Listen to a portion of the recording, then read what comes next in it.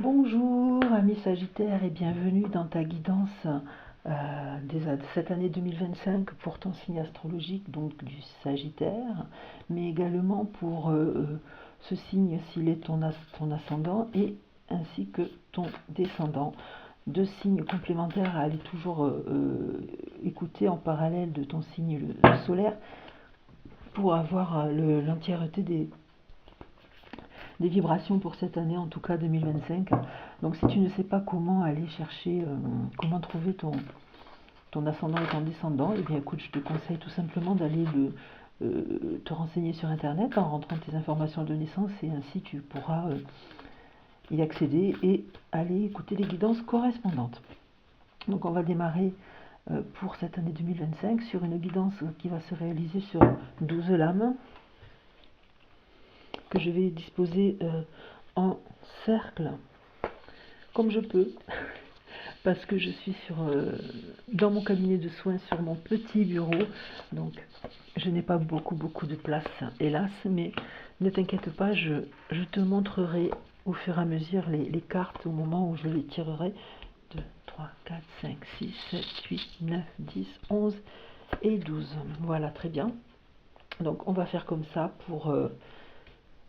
si tu ne les vois pas, ne t'inquiète pas, je les approcherai jusqu'à toi et je te les montrerai. Donc en dos de deck, qu'est-ce qu'on a?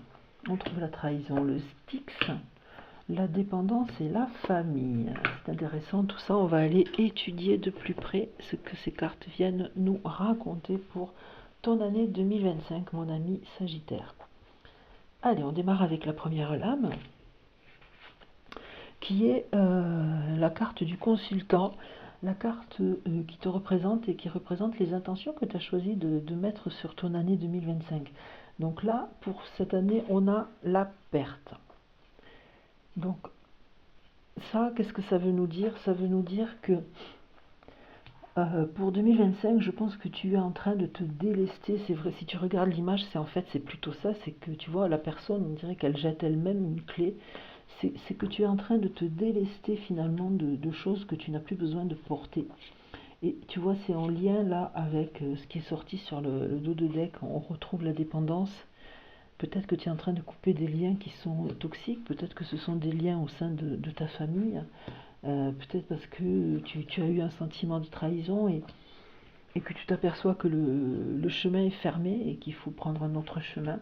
Donc tu es en train de te délester de certaines vibrations là qui ne sont pas très sympas pour toi, ou tu as terminé peut-être de te délester pour entamer 2025 sous les meilleurs auspices.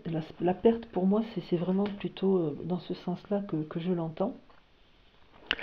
Allez, on va aller voir la deuxième carte qui est la carte de la situation matérielle et les gains financiers, qu'ils soient sur du revenu ou sur du salaire. Et on a la carte du bilan. Alors c'est vrai que souvent en début d'année ou en fin d'année, on dresse un bilan sur l'année passée et souvent ça peut être aussi sur l'aspect matériel et financier que ça se passe pour savoir exactement combien on a gagné, etc. Peut-être en prévision de calcul d'impôts ou autre, mais tout simplement aussi ça peut être et bien tout simplement de faire le point sur aussi les besoins qu'on peut avoir sur l'année qui va commencer. Ça peut être aussi de cet ordre-là. La troisième carte concerne l'entourage proche, à savoir les frères, les sœurs, donc la fratrie, mais aussi les amis très très proches qu'on peut considérer comme des frères et des sœurs de cœur. Et on retrouve la réalisation de soi.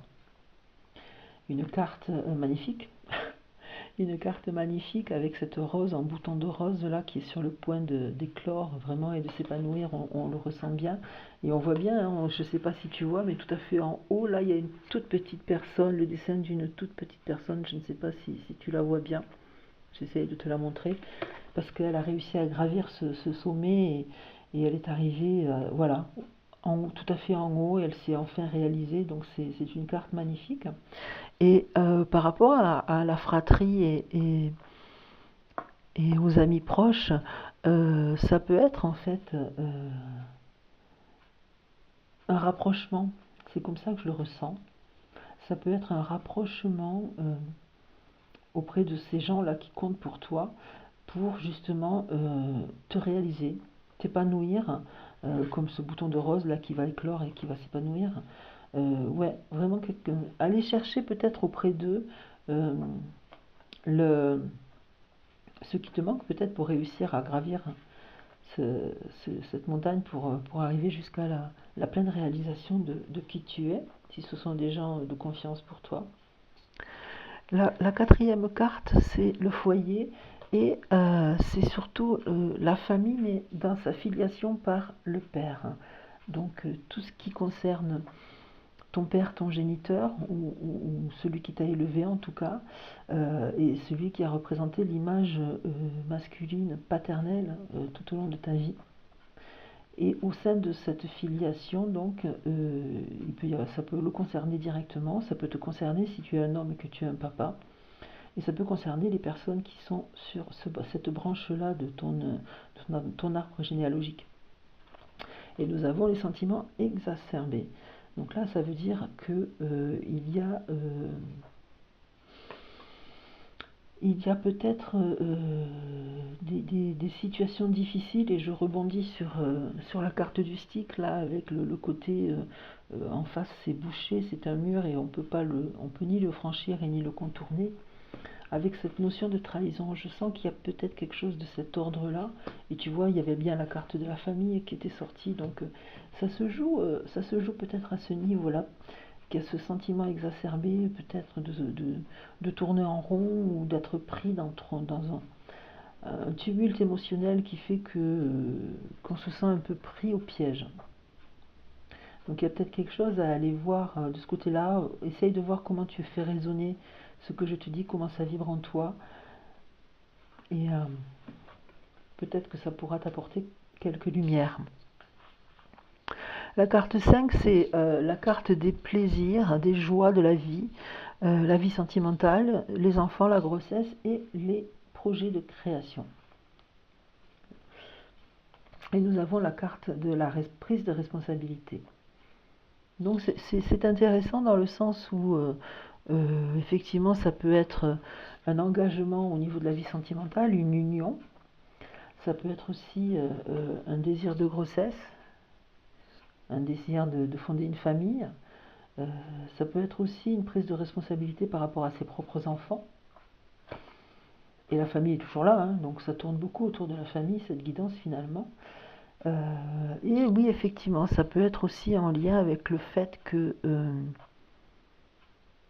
peut-être tu as tellement le sens de tes responsabilités que tu t'interdis de profiter des plaisirs de la vie, puisqu'on a quand même les plaisirs et les joies de la vie. Donc il y a quelque chose qui est important à ce niveau-là, qu'il faut peut-être aller creuser, de se dire que c'est bien de s'impliquer pour les siens, mais il faut prendre aussi le temps de profiter de la vie. Je pense que c'est important aussi, et que ça fait partie aussi de tes responsabilités envers toi-même. C'est peut-être une piste aussi à explorer. La carte numéro 6, c'est la carte du travail, des activités en général et de la santé. Et là, on a la carte des difficultés qui est là. La carte des difficultés, beaucoup moins forte que la carte du Styx, qui est ici et qui nous dit clairement qu'il faut faire demi-tour parce qu'il n'y a pas d'issue. Celle-ci, elle laisse entrevoir par contre qu'il y a une possibilité, qui va demander qu'on intervienne, puisque comme tu peux voir, la personne, elle tient un bâton dans ses mains, et c'est grâce à ce bâton qu'elle va pouvoir dégager les ronces qui lui barrent le passage de son chemin. Donc ça implique effectivement que tu vas devoir t'impliquer et faire le nécessaire, mais ça veut aussi dire que c'est possible, que c'est pas fermé cette fois-ci, contrairement à la carte du Styx. Au niveau professionnel, il y a peut-être des difficultés, là, quelque chose qui coince pour toi. Tu es peut-être sur une étape de transition où tu n'arrives pas trop à savoir s'il y a une direction à prendre, laquelle prendre, ou mettre en place des choses en tout cas, et peut-être qu'il y a des choses qui coincent par rapport à ça, mais ces choses qui coincent, finalement, tu vois, elles sont peu prégnantes puisque tu vas réussir à les balayer rapidement et à trouver des solutions rapidement. Donc c'est plutôt bon signe. La 7e carte, c'est tout ce qui concerne la vie extérieure, donc tout ce qui se passe autour de toi, les associations, que ce soit un mariage, que ce soit professionnellement parlant, que ce soit une implication dans une association caritative ou autre, Et on a la carte du combat. Donc, moi, je rebondis avec la carte précédente des difficultés sur le domaine professionnel. Quand je te disais, il va falloir que tu interviennes pour faire en sorte que les choses changent et balayer ces difficultés qui finalement ne sont pas si importantes que ça. Il est peut-être là le combat finalement, tu vois, dans le sens où, oui, il va falloir que tu te mobilises pour te donner une chance d'arriver là où tu veux arriver. Ça peut être aussi vu comme une forme de combat au sens positif du terme, du coup. Hein. Ça peut être effectivement, voilà, quelque chose qui est en lien avec, vu que c'est le monde extérieur, ton monde extérieur, donc ça peut être en lien avec ta famille, encore une fois, en lien avec quelqu'un au niveau professionnel qui n'est pas tout à fait honnête envers toi. Hein. On a la carte de la trahison. Et aussi par rapport à la dépendance, j'ai envie de dire. Ne t'aliène personne et ne t'aliène aucune situation. Ne te crois pas dépendant d'un job ou d'une relation ou de quoi que ce soit qui finalement est délétère pour toi et peut effectivement entraver une réalisation. 3, 6, 7, la huitième. Et la huitième, c'est la carte du mouvement. Alors la huitième carte, c'est les transformations profondes, les capitaux, héritage, crédit et aussi ce qui touche à la sexualité. Donc comment on va interpréter cette carte du mouvement? Eh bien tout simplement au niveau des transformations profondes, ça peut être aussi un mouvement intérieur d'aller se chercher en soi quelque chose qu'on ne soupçonnait pas avoir parfois. Donc ça peut être aussi une forme de mouvement que de rentrer à l'intérieur de soi, mais ça peut aussi être tout simplement que pour te réaliser, il va falloir peut-être peut-être déménager, ou pendant quelque temps aller faire une formation à un autre endroit géographique que ton lieu de vie, ou tout simplement aller chercher lors de vacances ou d'une retraite ou quelque chose, l'énergie et la sagesse, ou en tout cas l'intériorité nécessaire à te mettre en mouvement pour arriver à ce que tu recherches, quoi. Ça peut être de cet ordre-là. Mais c'est aussi la carte en lien avec la sexualité. Donc, comment interpréter le mouvement au sein de la sexualité? Eh bien, ça peut être interprété tout simplement parce que, encore une fois, ça peut être un mouvement intérieur dans le sens où tu peux aussi tout simplement t'autoriser finalement, t'autoriser au plaisir, t'autoriser à la sensualité. Peut-être que tu t'interdisais cette forme-là de vie parce que ça fait pleinement partie de la vie et ça appartient pleinement à l'équilibre de l'être humain. La sexualité est vraiment une part prégnante de l'équilibre de l'être humain. Et ça peut être aussi que la personne qui va t'apporter ce plaisir sensuel se trouve à un autre endroit géographique et que tu vas aller le ou la retrouver. Mais ça peut être un mouvement intérieur, un cheminement intérieur pour toi faire ce travail d'ouverture autour de ta propre sexualité. La carte numéro 9, qui concerne les études, les voyages et tout ce qui touche à la spiritualité, on a entreprendre. Et tu vois, je te parlais là juste à l'instant peut-être de formation qui se passerait à un autre endroit que celui où tu vis. Entreprendre, ça va être effectivement aussi en lien avec la prise de responsabilité, je le ressens comme ça, mais ça va être en lien avec les études, donc l'idée peut-être de se remettre à étudier, de se remettre à se cultiver, à s'enrichir, voilà, spirituellement aussi. Ça concerne les voyages aussi, donc c'est peut-être entreprendre un voyage avec la carte du mouvement qu'on vient juste de voir. Ça peut être aussi voilà, entreprendre des choses qui sont pour toi, qui sont bien pour toi et qui vont te nourrir, en tout cas positivement, puisque c'est en lien avec la spiritualité et l'éveil spirituel. Donc, soit tu es déjà sur ce chemin et tu vas mettre en place des choses, tu vas entreprendre des choses qui font que tu vas avancer un peu plus sur ce chemin de l'éveil, soit ça veut dire que tu es enfin prêt ou enfin prête, mon ami Sagittaire, à prendre ce chemin et à aller vers ce chemin. Ça peut aussi vouloir dire ça. Donc je te laisse voir comment tu fais résonner cette carte en toi. La carte 10, c'est la carte qui concerne la famille dans le sens de la filiation maternelle, cette fois-ci par le biais de ta mère, et du coup aussi la situation sociale. Donc ta mère, encore une fois comme pour le père, au sens littéral du terme, donc ta génitrice, la personne qui t'a élevé, des fois c'est la même personne, des fois ce sont deux personnes différentes, ou alors tout simplement une personne qui pour toi incarne ce rôle maternel dans ta vie. Donc va chercher à travers la carte des synchronicités, qui est une carte sympa, puisque ça nous dit quand même que le monde subtil est là et nous envoie des signes. Évidemment, je ne te l'ai pas dit, mais ça peut dire aussi que c'est toi la maman, hein, si tu es une femme, hein, bien entendu.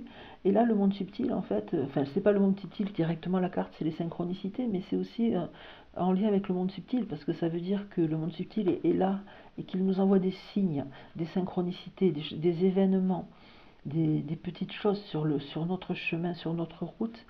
Et ça peut être alors effectivement une personne dans la filiation maternelle qui serait décédée et qui se manifesterait, hein, pourquoi pas, et qui t'enverrait à travers des rêves, à travers des heures miroirs, à travers des synchronicités, des impressions de déjà-vu, des intuitions, des choses comme ça, et qui serait là pour te dire que je ressens quelque chose de positif. Là, on vient de m'envoyer une phrase super sympa qui est je suis là, je veille sur toi et tout va bien se passer. Donc je te la livre telle que je viens de la recevoir en fait.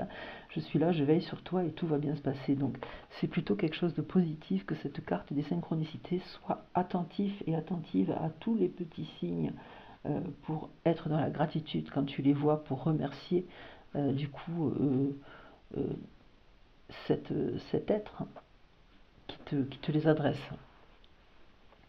La 11e carte, c'est la carte des relations, des aides, des appuis, des projets et des espoirs. Et nous avons dépassé ces peurs. Donc ça vient nous raconter qu'effectivement, peut-être parmi nous, certains ont peur. Certaines ont peur de se lancer dans la vie ou dans un projet ou dans quelque chose et sont dans l'attente peut-être d'aide ou en tout cas de soutien, d'appui parce que c'est un projet qui les porte et qui est porteur d'espoir. Alors là, clairement, on vient te demander de dépasser tes peurs, tu vois. Quand tu prends le temps de regarder, tu vois que la personne, elle enjambe une espèce de gouffre, ou en bas, il y a des espèces d'épines, ou que sais-je, qui se dressent bien pointues vers elle. Donc il y a de quoi avoir peur, hein, finalement. Mais finalement, ce gouffre, il n'est pas totalement infranchissable. Peut-être qu'avec un tout petit peu d'élan, et c'est le cas, comme tu peux voir, la personne fait juste une grande enjambée, elle arrive à passer au-dessus. Donc là, cette carte, ce qu'elle vient te dire, c'est n'aie pas peur d'entreprendre. Et on avait la carte des entreprises ici, hein, entreprendre qui est ici. N'aie pas peur de prendre tes responsabilités. N'aie pas peur d'éventuelles difficultés qui ne sont pas insurmontables. N'aie pas peur de faire demi-tour si devant toi le chemin est sans issue. N'aie pas peur parce qu'au final, ce qui t'attend, c'est quand même une magnifique réalisation de toi. Et je te rappelle que tu es protégé, tout va bien se passer. Donc n'aie pas peur et franchis cet appui, ce soutien, il t'est apporté au travers des synchronicités là, qui sont arrivées juste avant cette carte. Dans ta famille aussi, tu peux trouver du soutien. Alors ta famille de cœur aussi, pas uniquement ta famille de sang, ça peut être aussi ta famille de cœur. Donc n'hésite pas à te lancer. Tu vas être aidé, tu vas être appuyé, soutenu et tu vas arriver vers quelque chose de beau en termes de réalisation de toi-même. Et la dernière carte, c'est la carte 12 qui concerne les épreuves, les luttes et les choses secrètes et cachées. Et on a le syndrome du sauveur. Le syndrome du sauveur qui veut simplement dire que tu n'es pas là pour porter le monde sur tes épaules, tu n'es pas là pour porter qui que ce soit d'autre que toi. En fait, tu es là uniquement pour te réaliser. Hein, on a la carte de la réalisation de soi. Alors, ce qui ne veut pas dire qu'on n'est pas là pour écouter, aider, accompagner autrui, hein, bien sûr, mais par contre, tu n'es pas là pour porter à la place de quiconque. Tu n'es pas là pour faire à la place de quiconque. Tu n'es pas là pour... oui, c'est ça, tu n'es pas là pour finalement faire ce que les autres ont à faire de leur côté. La prise de responsabilité, tu es responsable de toi, mais chacun est responsable de soi. Donc tout ce que tu vas faire toi, eh bien c'est simplement prendre soin de toi pour pouvoir te réaliser et laisser aux autres le soin de prendre eux-mêmes soin d'eux et de se réaliser de leur côté. La carte du sauveur, elle est très sympa aussi. Je vais aller chercher une petite carte sur l'oracle Béline. Une seule petite carte en fait pour voir si elle vient nous compléter ce qui est déjà sorti ou tout simplement peut-être nous apporter une information supplémentaire. Voyons voir si Béline a quelque chose à nous dire. Je vais couper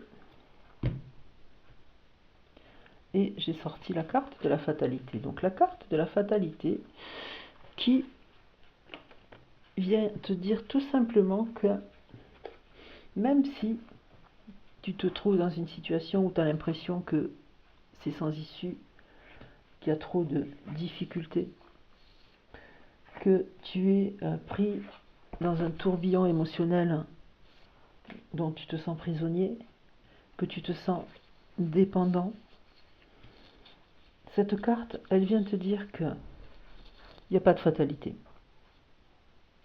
Il n'y a pas de fatalité, c'est à toi et à toi seul de te mettre en action avec ce combat-là et de balayer tout ce qui va entraver ta route.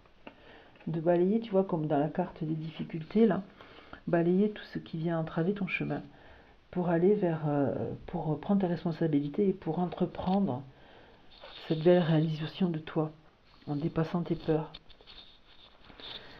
Elle est là simplement pour te dire que non, il n'y a pas de fatalité, donc vas-y, en fait, c'est ça. Vas-y, n'attends pas. Et je vais terminer avec une petite carte des messages vibratoires. Un joli petit oracle bienveillant et positif. Et je vais simplement prendre une petite carte vers le milieu. Et je vais te lire son message. Mon travail est merveilleux. Je travaille avec des gens formidables et je suis divinement payé. Je m'amuse, je m'épanouis, je gagne beaucoup d'argent. La vie est belle. Et les mots-clés sont sécurité, confiance, sérénité. Donc tu vois, garde confiance, reste tranquille, reste apaisé, serein. Tu es en sécurité, tu es protégé. Rappelle-toi avec la carte des synchronicités, là le message que j'ai reçu très fort. Tu es en sécurité et protégé. Donc garde confiance et laisse la paix grandir en toi finalement. Voilà le message que j'avais à te délivrer, ami Sagittaire, pour cette année 2025. Ciao, ciao, ciao.